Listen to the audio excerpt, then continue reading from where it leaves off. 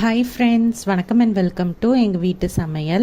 நம்ம இன்றைக்கி வந்து சுவையான ப்ளஸ் வித்தியாசமான சட்னி வெரைட்டி தான் பார்க்க போகிறோம். அது என்னன்னு பார்ப்போம் வாங்க.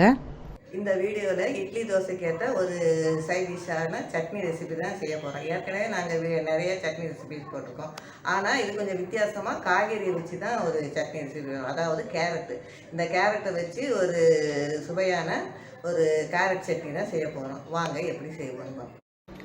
இதுக்கு ஒரு கேரட் நம்ம தோல் சீவி ரவுண்டாக வெட்டிக்கணும். ஒரு தக்காளி, ஒரு 5 காஞ்ச மிளகாய், 2 காஷ்மீரி மிளகாய், ஒரு வெங்காயம், லெமன் சைஸில் புளி, கொஞ்சோண்டு கொத்தமல்லி தழை, இதெல்லாம் எடுத்துக்கணும்.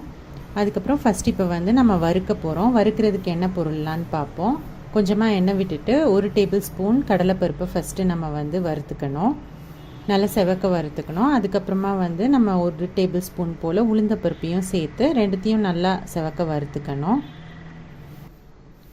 இந்த 2 பருப்பும் நல்லா வறுப்பட்ட பிறகு அதில் நம்ம வந்து காஞ்ச மிளகாய் சேர்த்துக்கலாம். சேர்த்து அதை வந்து நல்லா வறுத்துக்கலாம். நெக்ஸ்ட்டு வந்து வெங்காயத்தை சேர்த்து அதையும் நம்ம வந்து வறுத்துக்கலாம். வெங்காயம் வந்து நல்லா வதங்கின பிறகு நம்ம இதில் வந்து தக்காளியையும் சேர்த்து வதக்க ஆரம்பிச்சிடலாம்.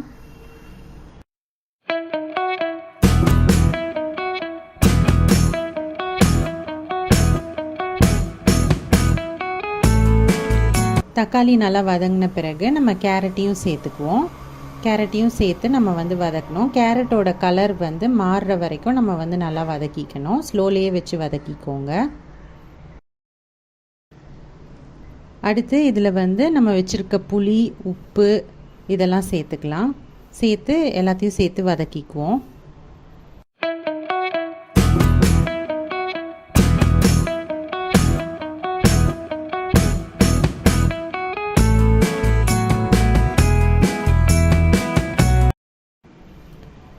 இப்போ வந்து கொத்தமல்லி தழையை அதில் சேர்த்து நம்ம வதக்கிட்டு அடுப்பை அணைச்சிடலாம்.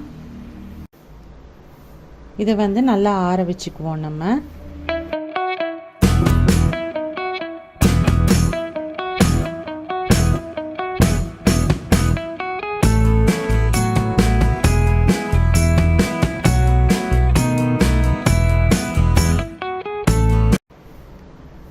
இப்போ இதை வந்து கொஞ்சமாக தண்ணி சேர்த்து நம்ம அரைச்சி ஒரு கிண்ணத்தில் எடுத்து வச்சுக்கலாம்.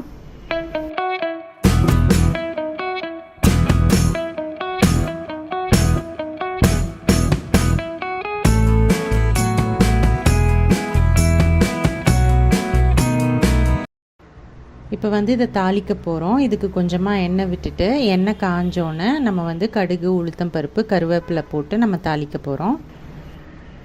இப்போ இதை நம்ம வந்து அரைச்சி வச்சுருக்க சட்னியில் சேர்த்துக்க போகிறோம். அவ்வளோதான், நம்மளோட சுவையான கேரட் சட்னி சூப்பராக தயாராகிடுச்சு. இது கலர் பார்த்திங்கன்னா செம்ம பிரைட்டாக இருக்கும், நல்ல ரெட்டிஷாக இருக்கும், பார்க்கவே ஆப்பிடைசிங்காக இருக்கும். ஸோ இந்த ஈஸியான ஹெல்த்தியான ரெசிபியை நீங்களும் ட்ரை பண்ணிங்கன்னா உங்களோட ஃபீட்பேக்கை எங்களோட ஷேர் பண்ணுங்கள்.